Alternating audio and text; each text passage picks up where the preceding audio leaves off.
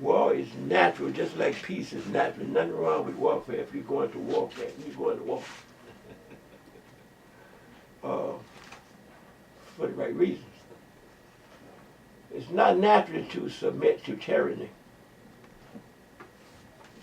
but you have to be able to master the terrorizer too. Whatever he comes with, you better learn how to get it too. So I'm just saying the Chinese, the Japanese have understood that. When they saw this European coming, they understood that, especially the Japanese, if you don't master his technology, you're going to be in serious trouble.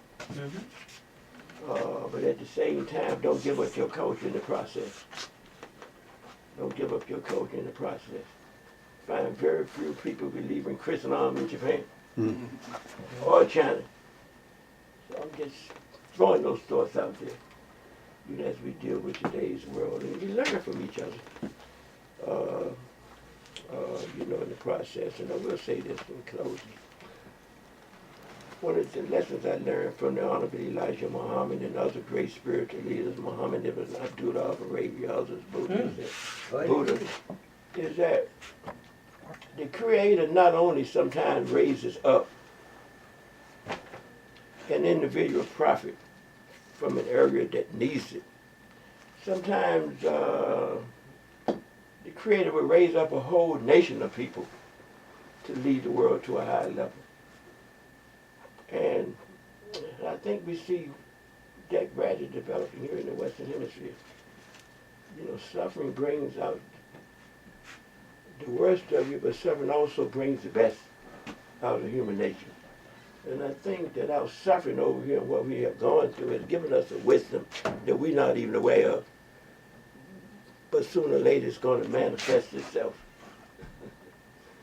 So the work that we're doing here, the work that small groups like this are doing here, there are other groups all over the country that's meeting just like we're meeting. It's going to develop in a gigantic movement one day. Something that we don't even visualize now. But it always starts in small places like this with us reflecting and talking and sharing ideas and exploring ourselves and our possibilities. I'll sit down like this one. Thank you. And thank you again, Brother Onifu. Thank you, that was wonderful. And let me say one more thing. Yes, please. One more thing. Please. This is Black History Month. Go ahead, teach. And I meant to speak a little bit on that. And it's something, man, that we really need to reflect on it and appreciate. And that's part of that natural evolution I was talking about that comes from the Creator. The creator of it, of course, was Dr. Carter G. Woodson. But Carter G. Woodson was a masterful historian. And two of his great books, one was The Education of the Negro. Most of us know about the miseducation of the Negro. But the one about the education of the Negro was written about what our people went through during slavery and the dangers that we went through just trying to get any kind of education. And all type of, tricks and subterfuge that they had to use. You know what I mean? Just to learn to reason right. Because you could get killed, and there were many cases that were If you knew how to read and write. just by knowing how to read. Yes. So this book, read it if you can, called The Education of the Negro. But then the miseducation of the Negro, and that can go for any race of people, not just us. Take it to a whole, another level. And people like the Honorable Elijah Muhammad picked up on that when he understood the importance of having the knowledge of self. Marcus Garvey understood that. Mao Zedong understood that in China. You know what I mean?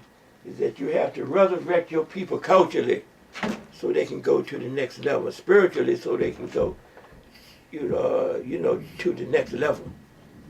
That's why Black History Month is so important. I don't care what kind of complaints I hear. Some people talking about the shortest month of the year. So what? You practice this, you know, the year round. But I just wanted to speak on the importance of it and knowing something about the history of it. As Carter G. Woodson understood the need for it.